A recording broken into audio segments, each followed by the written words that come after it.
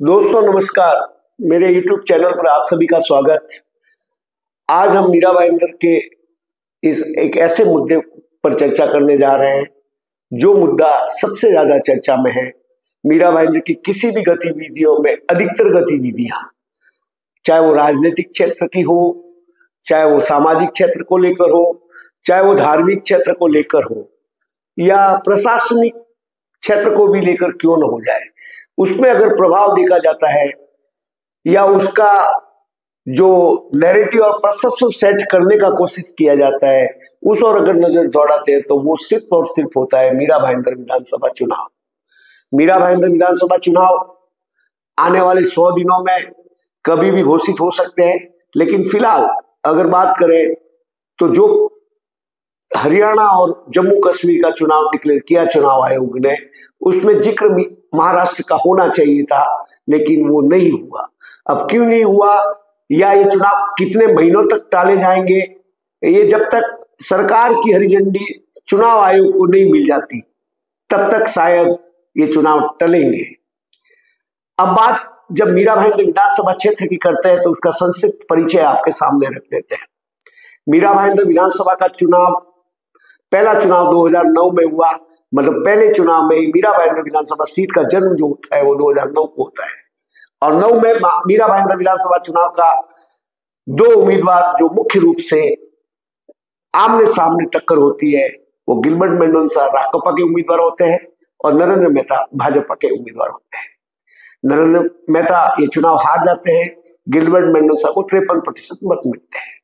दूसरा चुनाव 2014 में होता है।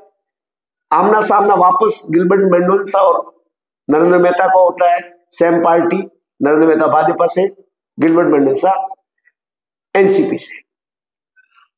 ये चुनाव नरेंद्र मेहता जीतते हैं, 52% उन्हें वोट मिलते हैं। तीसरा चुनाव 2019 में गीता जैन बतौर निर्दलीय उम्मीदवार भाजपा से बगावत कर चुनाव लड़ती है। दूसरे उम्मीदवार के रूप में भाजपा से नरेंद्र मेहता और तीसरे उम्मीदवार के रूप में कांग्रेस से मुजफ्फर हुसैन। त्रिकोणीय संघर्ष होता है। मुजफ्फर हुसैन तीसरे नंबर पर रहते हैं, नरेंद्र मेहता दूसरे नंबर पे, गीता जैन 47% मतों के साथ ये चुनाव जीत जाती है। अब अगर इन चौथा चुनाव 2024 में आना चाहिए, जब संभावना है, तो ये जो भी आगामी चुनाव विधानसभा का होगा उसको लेकर सभी अटकलेबाजी, संभावित उम्मीदवार, उस पर हम सब बाद में चर्चा करेंगे।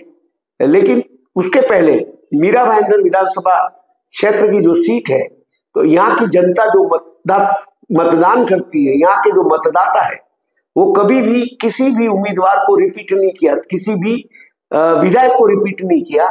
उम्मीदवार रिपीट पार्टियां करती है, और जिताना या हराना ये जनता का काम है, मतदाताओं का काम है। तो यहाँ पे दो बातें मुख्य रूप से दिखाई देती है जनता के मानस पटल पर, वो ये है कि यहाँ कोई भी उम्मीदवार, कोई भी विधायक रिपीट नहीं हुआ। दूसरा, यहाँ अगर राजनीतिक रूप से देखें तो जिस गुरु ने जिस चेले को तैयार किया, वो चेला गुरु का विकेट ले लेता है, राजनीतिक विकेट। चाहे वो गिलबर्ट मेंडोजा का जिक्र कर दीजिए, 2014 के चुनाव में नरेंद्र मेहता गिलबर्ट मेंडोजा का रहता है, जबकि नरेंद्र मेहता को महापौर बनाने में अगर किसी का बहुत बड़ा हाथ है तो गिलबर्ट मेंडोजा का है। और इसी प्रकार 2019 की बात करें तो गीता जैन नरेंद्र मेहता को हराती है, और गीता जैन को भी महापौर बनाने में कहीं ना कहीं सबसे बड़ा हाथ नरेंद्र मेहता का रहता है। वो बहुत अलग किस्सा है, संख्या बल नहीं होती है, फिर भी गीता जैन को चुनाव जितवा कर लेके आते हैं, उसमें नरेंद्र मेहता का बड़ा हाथ। मीरा भाईंदर विधानसभा चुनाव का बहुत बड़ा महत्व है मीरा भाईंदर को लेकर। मीरा भाईंदर महानगर पालिका, जिसका जन्म 2002 में होता है, सीट भली 2009 को विधायक की बनती है, क्योंकि मीरा भाईंदर मनपा का प्रशासकीय कारोबार राज्य सरकार के अधीन है, नगर विकास मंत्रालय, और वहां पे मीरा भाईंदर का प्रतिनिधित्व यहाँ का विधायक करता है। तो यहाँ का विधायक जितना मजबूत होता है, जितनी आवाज वहां उठाएगा, उसी हिसाब से एक बॉडी चलती है, और इस बॉडी को लेकर बहुत सवाल है। मीरा भाईंदर महानगर पालिका को लेकर लोगों में बहुत कुछ नाराजगी, शिकायतें वगैरह वगैरह है, उस पर कभी और अलग से बात करेंगे। फिलहाल ये बात है कि इस चुनाव का बहुत बड़ा महत्व है। इस चुनाव का प्रभाव मीरा भाईंदर महानगर पालिका के चुनाव को पर पड़ेगा। तो ये चुनाव बहुत ही ज्यादा इस चुनाव में घमासान हमको देखने को मिल सकता है। बहुत सारे उम्मीदवार हमको देखने को मिल सकता है, तो उस पर भी बात आगे मुद्दे पे करेंगे। लेकिन इनफैक्ट हम ये कह सकते हैं कि चुनाव का बहुत बड़ा प्रभाव मीरा भाईंदर पर पड़ने वाला है। इसीलिए यहाँ की जनता इसे लेकर बहुत ही सजग, जागरूक और जनता में भी दावेदारों से ज्यादा हलचल नजर आने लग गई है। मीरा भाईंदर में प्रमुख राजनीतिक दलों की बात करें तो इस समय तो देश में जो दो गठबंधन चल रहे हैं, इंडिया गठबंधन और एनडीए गठबंधन, वो तो है ही। और अगर बात एनडीए गठबंधन की करें तो उसमें बीजेपी का शुमार किया जा सकता है, शिंदे शिवसेना का शुमार किया जा सकता है और अजित पवार की राकांपा का शुमार किया जा सकता है। और बात अगर इंडिया गठबंधन की करें तो वहां कांग्रेस का शुमार किया जा सकता है, उद्धव ठाकरे की शिवसेना का शुमार किया जा सकता है, शरद पवार साहब के एनसीपी का शुमार किया जा सकता है। मीरा भाईंदर में बीजेपी के जिलाध्यक्ष पद पर किशोर शर्मा है, लेकिन अगर दावेदारी की बात करें तो सबसे प्रबल संभावना नरेंद्र मेहता की है बीजेपी को लेकर, एनडीए गठबंधन। और इसमें दूसरा पंक्ति का अगर नाम ले तो पूर्व जिलाध्यक्ष रवि व्यास का नाम लिया जा सकता है। शिंदे शिवसेना की बात करें तो वर्तमान में यहाँ प्रमुख जो है, जिला प्रमुख, शहर प्रमुख, वो राजू भोईर है। विक्रम प्रताप सिंह अपने आप को दावेदार की रूप में पेश कर रहे हैं। गीता जैन जो विधायक है यहाँ की, वो अपने आप को शिंदे गुट से जोड़कर रखी जाती है और उनकी जो हलचल आसाम में नजर आओ, चाहे शिंदे सरकार की पार्टी की अधिवेशन में नजर आओ, उनकी उपस्थिति ज्यादा नजर आई।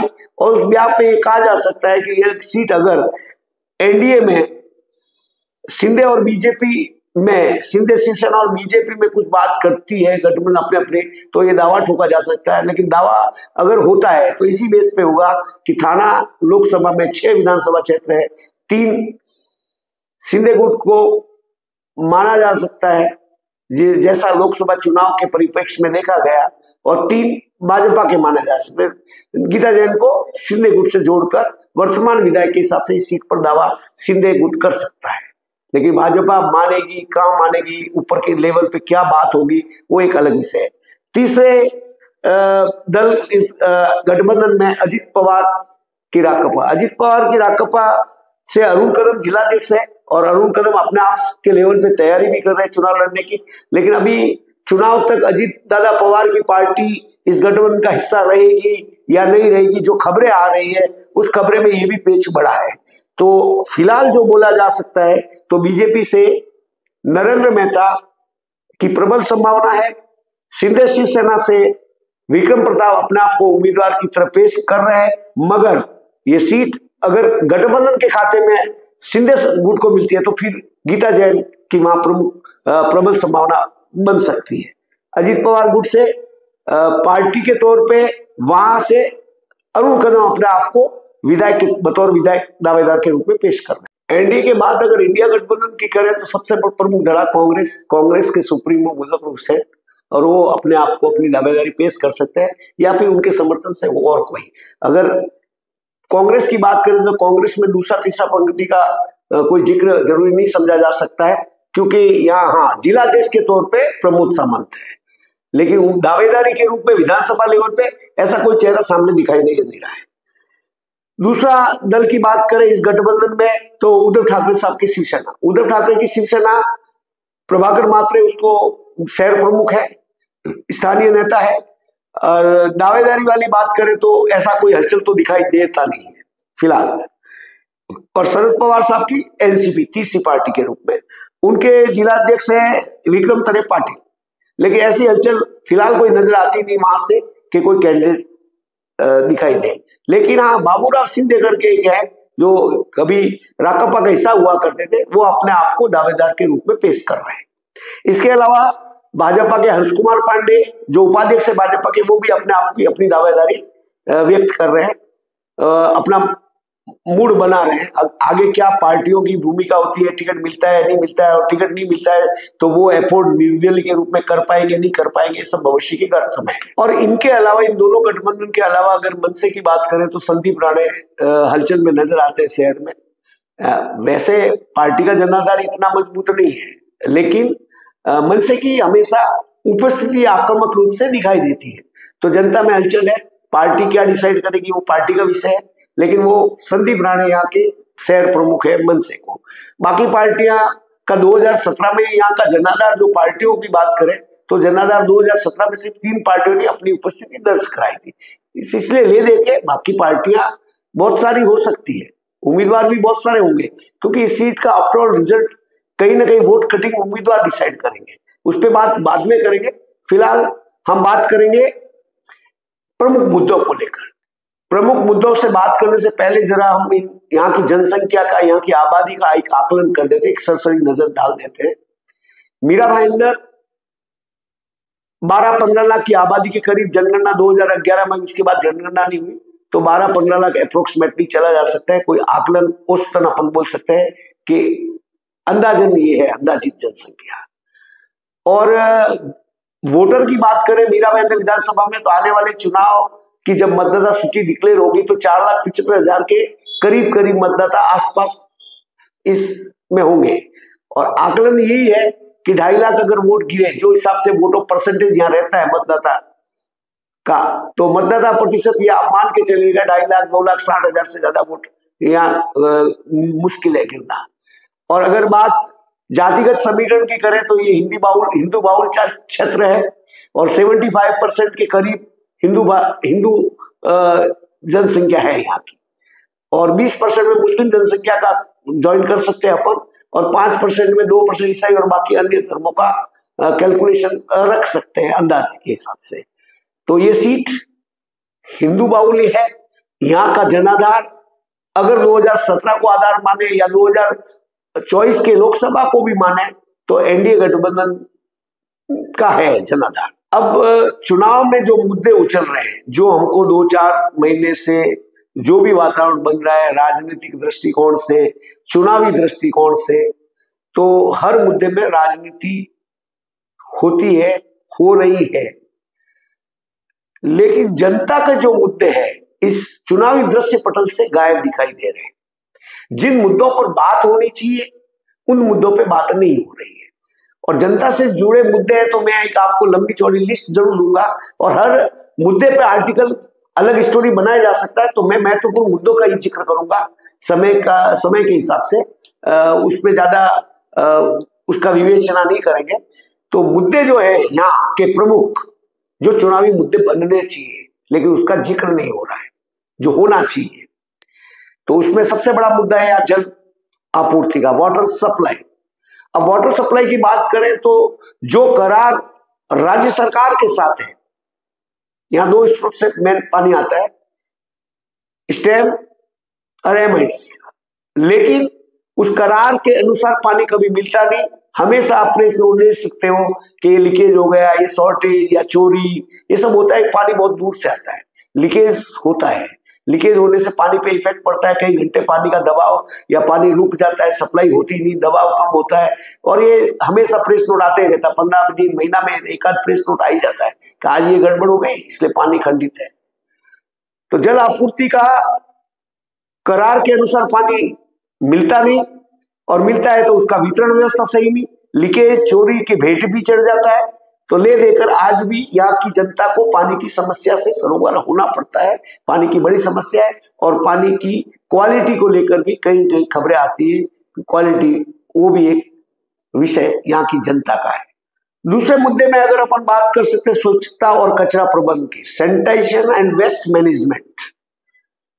मीरा भाईंदर महानगर पालिका 79 किलोमीटर में फैला हुआ है। सफाई को लेकर बहुत बड़ा खर्चा महानगर पालिका करती है, लेकिन उसके अनुरूप वो साफ सफाई का मैनेजमेंट हो नहीं पाता। अगर बात डंपिंग ग्राउंड की भी करें तो एक डंपिंग ग्राउंड है उत्तर, वहां को लेकर वहां के आंदोलन, वहां के लोगों की परेशानियां, समस्याएं बार बार अटकाते हुए आगे बढ़ रहा है, लेकिन दूसरा विकल्प आज दिन तक महानगर पालिका प्रॉपर वे में नहीं तलाश पाई। गीले सूखे कचरे की बात करें तो उसमें भी गड़बड़ है, वो होता नहीं है। जागरूकता का समझो या महानगर पालिका की पॉलिसी का समझो, जो भी वजह है, लेकिन आज की तारीख में भी ये काम बराबर हो नहीं रहे, कचरा समय पे उठता नहीं, कचरे को लेकर शिकायतें आती है। इसी में अगर नाला सफाई वगैरह गटर की सफाई भी जोड़ दे तो वो भी प्रॉपर वे में होती नहीं, कभी कभार होती है। हर मानसून आता है उसके पहले नाला सफाई होता है, कचरा बाहर निकलता है वापस अंदर चला जाता है, समस्या क्यों की क्यों खड़ी रहती है। तीसरी बात करें तो सीवरेज सिस्टम की बात कर सकते हैं, बुआरी गटर योजना, ड्रेनेज एंड सीवरेज सिस्टम। अब बुआरी गटर और इसके साथ BSUP योजना को भी जोड़ दीजिए आप। ये दोनों योजनाएं बहुत बड़े पैमाने पर कांग्रेस के राज में 2007 के मनमोहन सरकार के टाइम में शुरू, लेकिन इन दोनों योजनाओं का आज भी हाल बेहाल है, आज भी योजनाएं पूरी नहीं हुई। जो खर्चा था, जिन लोगों के लिए जितने पैमाने को लेकर बनाई गई थी, जैसे भी जितने लोगों के लिए बनी उनको बेघर कर दिया गया। वो आज भी रेंट पे होंगे, लेकिन वो आज भी योजना कंप्लीट नहीं और उतने लोगों के लिए हो भी नहीं रही है और खर्चा भी बहुत गुना बढ़ गया। ये हाल सीवरेज बुआरी गटर का है। आज दिन तक योजनाएं पूरे मीरा भाईंदर में लागू नहीं है, कुछ इलाकों में है, कुछ में नहीं है, कोई संयंत्र काम करता है, कोई नहीं करता है। तो ये मुद्दा भी बड़ा है। टैक्स पब्लिक से बराबर वसूला जाता है लेकिन सुविधा नहीं दी जाती है। ये लोगों का स्पष्ट मानना है, स्पष्ट कहना है, ये मुद्दे चुनावी मुद्दे बन सकते हैं। तो ये जनता इसे लेकर जागरूक हो रही है। हेल्थ की बात करें तो मनपा संचालित डिस्पेंसरी, दवाखाने और मनपा अस्पताल। मनपा का अस्पताल लेकर एक बड़ा अस्पताल है, टेम्बे अस्पताल, लेकिन वो भी कहने को अस्पताल है, बड़े इलाज के नाम की वहां सुविधा नहीं है। कोई आदमी बड़ा मकान, बड़ा स्ट्रक्चर देख के अंदर घुस जाए तो रेफर का बालक बोल दिया जाएगा अंदर जाकर। वो समय जो जिंदगी और मौत के बीच का होता है, वो समय वहां वो जाया हो जाएगा, वहां जाकर वो इलाज होगा नहीं और उसे रेफर कहीं और कर दिया जाएगा, चाहे वो मीरा भाईंदर का कोई अस्पताल हो या कोई बाहर का हो। तो वो समय, कीमती समय वहां गंवा दिया जाता है। तो वहां पे जो बड़ी सुविधा होनी चाहिए वो सुविधाएं टेम्बे में नहीं है। टेम्बे कोविड में भले ही अच्छा काम किया, नेता लोग इस पे इतराते भी हैं, लेकिन हकीकत में जो अस्पताल मीरा भाईंदर के लिए होना चाहिए, मीरा भाईंदर की पब्लिक के लिए होना चाहिए, सरकारी अस्पताल में इलाज सस्ता होता है, बाहर के अस्पतालों में प्राइवेट में महंगा होता है। तो सस्ता इलाज के लिए अस्पताल होना चाहिए जिसमें सब सुविधाएं हो। ये अपने आप में परिपूर्ण है, इसे परिपूर्ण किसी की कॉर्नर से कहा नहीं जा सकता। दूसरा अस्पताल इंदिरा गांधी अस्पताल है, उसका जिक्र अस्पताल के लिए करके फायदा नहीं। वो जस्ट लाइक दवाखाने के टाइप है, कभी कोई प्रभाग समितियों का भी चलता है। तो वहां का भी जो रिपोर्ट हमारे पास आती है, जो हमारी टीम हमें रिपोर्ट देती है, वहां भी स्थिति सही नहीं है। तीसरे अस्पताल का जिक्र जरूर हुआ, महाराष्ट्र के मुख्यमंत्री एकनाथ शिंदे जी ने उद्घाटन किया, वो आज रक्कड़पट्टी में पड़ा और अब मनपा खुद बनाने जा रही है। पहले कोई कॉन्ट्रैक्ट बेसिस पे दिए, वो आरक्षण, एक ही आरक्षण बचता है अस्पताल के लिए, उसको भी दूसरे को दिया और कौन से किस करार के हिसाब से दिए वो भी बहुत संदेहास्पद करार है। लेकिन अब वो करार को छोड़कर अब जो खबरें आ रही है महानगर पालिका खुद बनाएगी, कब बनाएगी, कैसे बनाएगी, वो एक अलग विषय है।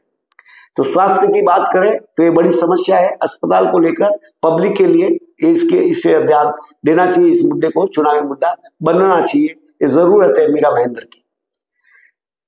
अब बात सड़क और परिवहन की करें, परिवहन सेवा, मीरा भाईंदर परिवहन सेवा हर साल लॉस क्रिएट करती है, बड़ा लॉस क्रिएट करती है।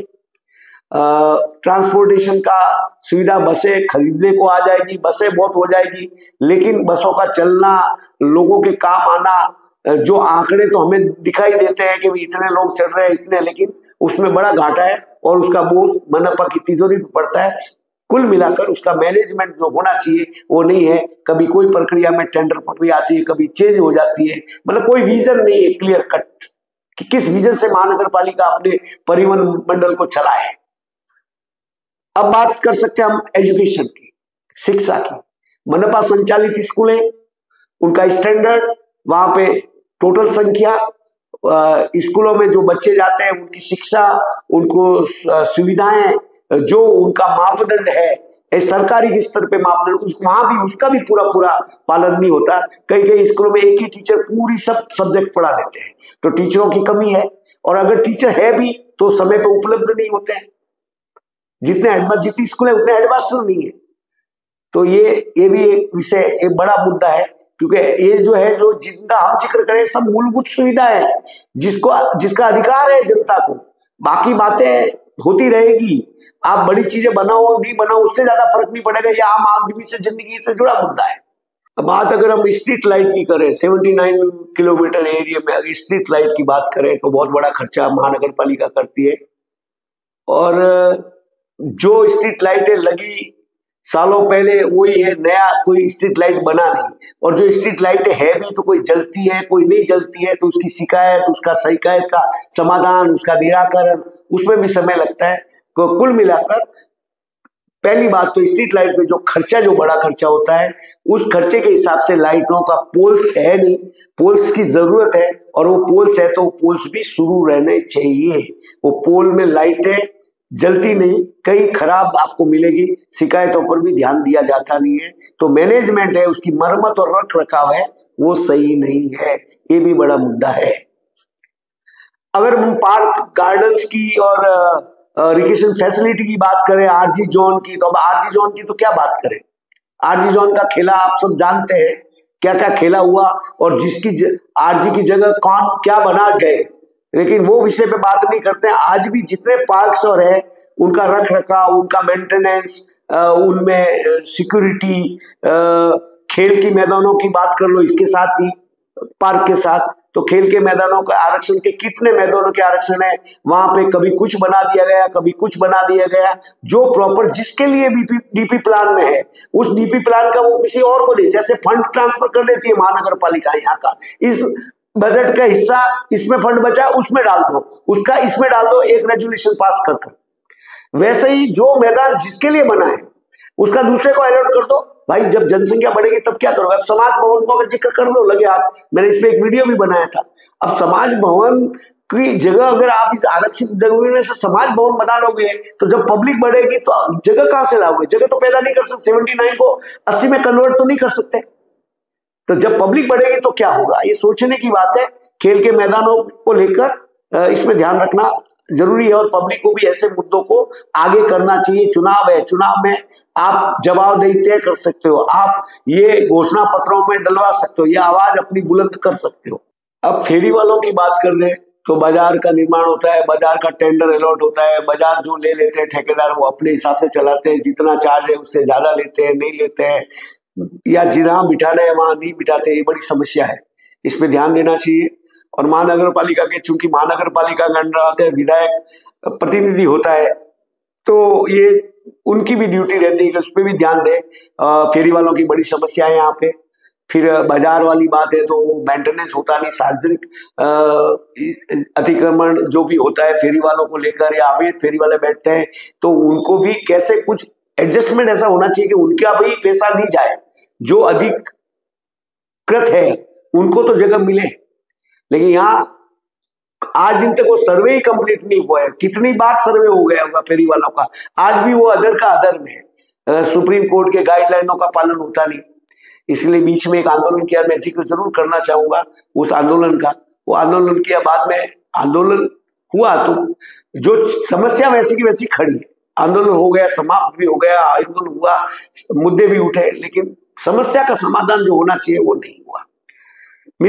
आप डिजास्टर मैनेजमेंट की बात करें तो बहुत सारे नंबर्स है, वेबसाइट की बात कर लो, वेबसाइट पे जाओगे तो जो चीजें वेबसाइट पे होनी चाहिए, जो जरूरत है, जो एक क्लिक पे मीरा भाईंदर महानगर पालिका के वासियों को उपलब्ध होनी चाहिए, वो जानकारियां कोई भी साइट के कोई भी विभाग को लेकर वो साइट जो होना चाहिए वो उस वेबसाइट पे नजर नहीं आता।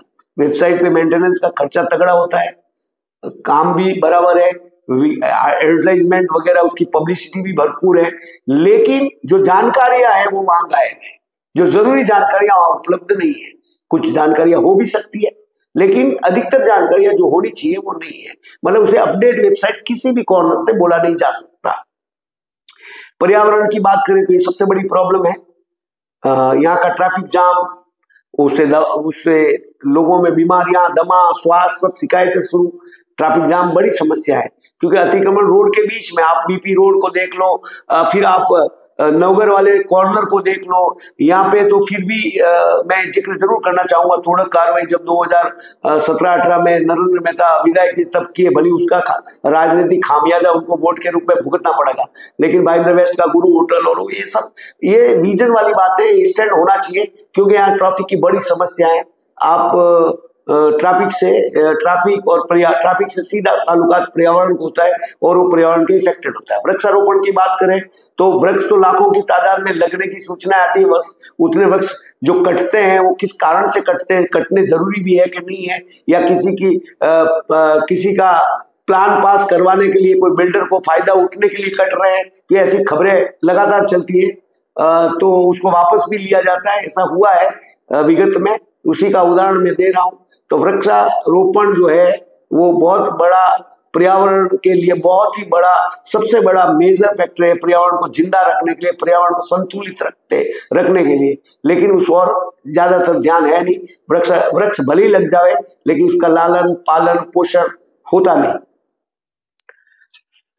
अब गृह निर्माण योजना की बात करें तो क्लस्टर प्लान का भी बहुत बड़ा चल रहा है, बातें बहुत मुद्दा बड़ा चल रहा है क्लस्टर प्लान को लेकर, लेकिन महानगर पालिका ने डीपी प्लान में भली आरक्षित कर दिया, उसके पैरेलल कई बिल्डर डेवलपर उस काम को भी बोल रहे हैं भी ऐसा हो जाएगा, इतना मीटर चाहिए, वो एक फेडरेशन टाइप भी बना रहे हैं, लेकिन क्लस्टर प्लान को लेकर बहुत बड़ा गड़बड़ ज्यादा है, लोगों में वो जागरूकता नहीं है। क्लस्टर प्लान बहुत जरूरी है। मीरा भाईंदर की अधिकतर बिल्डिंग है 40 साल 50 साल पुरानी है और वो बीमार है, वो जर्जर अवस्था में है, उसका इलाज बहुत जरूरी है और इलाज के लिए क्लस्टर बहुत ही है, लेकिन वो सही ढंग से, जिस ढंग से रखना चाहिए, महानगर पालिका अभी तक रखने में कामयाब नहीं है। मुद्दे तो बहुत है, लेकिन कहाँ से शुरू करें, कहाँ खत्म करें। अगर आप सार्वजनिक साइट जो ठेकेदार टेंडर लेता है उसकी साइट पे चले जाओ, जो बोर्ड होना चाहिए वो बोर्ड लगता नहीं, उसकी लागत क्या, ठेकेदार कौन, ये सब मुद्दे बहुत हैं। लेकिन इनके अलावा भी जितने भी मुद्दे हैं उन पे बात चुनाव में होनी चाहिए, जनता को भी जागरूक होकर उन मुद्दों की ओर ध्यान दिलाना चाहिए। मुद्दे, क्योंकि राजनीतिक दलों को तो आप दावेदार जो भी है उनको तो ये बात बताओगे तो वो ये अपने एजेंडे में इन बातों को शामिल करेगा, अगर नहीं उठेगी तो वो जिक्र होने वाला नहीं है, जैसा हमें 3-4 महीनों में नजर आ रहा है। जो मुद्दे आ रहे हैं इनसे टचेबल कोई मुद्दा नहीं, इन मुद्दों पे कोई बात नहीं होता है। उसका कारण क्या आप खुद समझ सकते हो। भ्रष्टाचार इसीलिए होता है कि जो सिस्टम का एक हिस्सा हो गया है, और जब भ्रष्टाचार के जितना योजनाओं में पैसा आता है, वो योजना में घटिया निर्माण क्यों होता है, उसका ध्यान कौन रखेगा, एमबीएमसी को कौन हैंडल करता है। आज तो प्रशासकीय राज है 2 साल से, अगस्त के बाद से, अगस्त आ गया 22 अगस्त से वो डिसॉल्व हो गई बॉडी, आज 2 साल हो गए। कितने प्रस्ताव बदले गए प्रशासकीय ठहराव के राज में, प्रशासकीय राज में बॉडी के कितने ठहराव, उन ठहरावों पे अगर आप एक नजर डाल दोगे तो आपको सब कुछ समझ में आ जाएगा। जो बॉडी ने ठहराव किए, जो नगर सेवकों ने उस महासभा में उसका हिस्सा बनकर विचार विमर्श कर बहुमत से या सर्वानुमति से पास किए, उसको प्रशासकीय राज में एक झटके से बदल डाला गया। तो क्यों बदले गए, ये सब बड़ा जांच का विषय है और इस पे आवाज उठानी चाहिए। ये बड़ा राजस्व का घाटा है मीरा भाईंदर महानगर पालिका को। सब अगर प्रशासकीय ठहराव को लेंगे तो उसमें कई ऐसे प्रस्ताव आपको नजर आ जाएंगे। अब बात कर लेते हैं मुद्दों की। तो आज जो उठ रहे मुद्दे वो चुनावी मुद्दे हो सकते हैं, लेकिन ये चुनावी मुद्दे बहुत जरूरी है मीरा भाईंदर के लिए। भली वो 2047 का सदभाग, जब कौन जिंदा रहेगा, कौन सी पीढ़ी रहेगी नहीं रहेगी, कौन टैकल करेगा, आपकी हमारी उम्र कितनी हो जाएगी, वो सब भविष्य की गर्त में। लेकिन वर्तमान में जो समस्या है उस पर बात नहीं होकर भविष्य की बारे में बात होती है, वो ज्यादा फायदा करती नहीं है लोगों को, मीरा भाईंदर को। लेकिन ये जो चुनाव है ये पूरा रोचक है। यहाँ का जो डिसीजन 2 मेजर परफेक्ट डालेंगे यहाँ के रिजल्ट पर। चुनावी जो रिजल्ट आएगा, जब भी चुनाव होंगे तब तक तो बहुत कुछ इधर उधर होगा, लेकिन ये हम कह सकते हैं आज को आधार बनाकर इस चुनाव में 3 मुख्य उम्मीदवार आमने सामने दिख सकते हैं। त्रिकोणीय संघर्ष नजर आ सकता है जो 2019 के टाइप का हो सकता है। नरेंद्र मेहता, गीता जैन और मुजफ्फर हुसैन, और जितने वोट कटवा उम्मीदवार होंगे जो वोट कटिंग के लिए उतरेंगे मैदान में, भले वो वोट 2000 लावे, 4000 लावे, 5000 लावे, उन पे ये परिणाम डिपेंड करेगा कि किसका वोट कौन तोड़ता है, पहली बात। दूसरी बात, इन चुनावों में जो दूसरी प्रमुख बात है कि वोट जो है वो कितने परसेंटेज गिरते हैं, कितने लोग मतदान केंद्र तक पहुंचते हैं, और एनडीए गठबंधन की बगावत किस रूप में देखने को मिलती है। इंडिया गठबंधन को अगर कोई जिताएगा तो जिताने वाला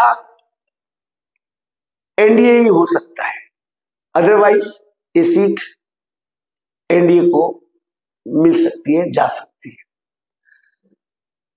अब इस बारे में हम तो जनता से ही आह्वान करना चाहेंगे कि अभी तो चुनाव को समय है, चुनाव की घोषणा होगी, आचार संहिता लगेगी, लेकिन मीरा भाईंदर को एक ऐसा विधायक मिले जो मीरा भाईंदर महानगर पालिका, क्योंकि पूरा क्षेत्र जो आता है होला माजीवाड़ा का, तो 4-6 प्रभाग मीरा भाईंदर महानगर, 18 प्रभाग 17 प्रभाग तो अपने मीरा भाईंदर विधानसभा क्षेत्र को बिलोंग करते हैं।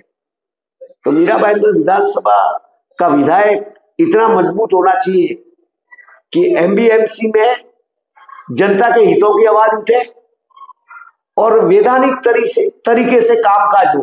ऐसा नहीं इसका अतिक्रमण तोड़ा, इसका बुलडोजर चला, इस पे नहीं चला। राजनीतिक पार्टियों के कार्यालय ऐसे कैसे खड़े अभी?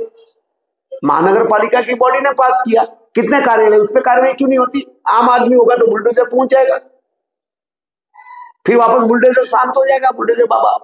अब कितने कार्यालय वो आपको बीच में हर जगह पे स्टॉल टाइप बने, क्या हुआ बाद में भली, लेकिन क्या होता है, ये सब चीजें हैं। तो विधायक का मजबूत होना जरूरी है।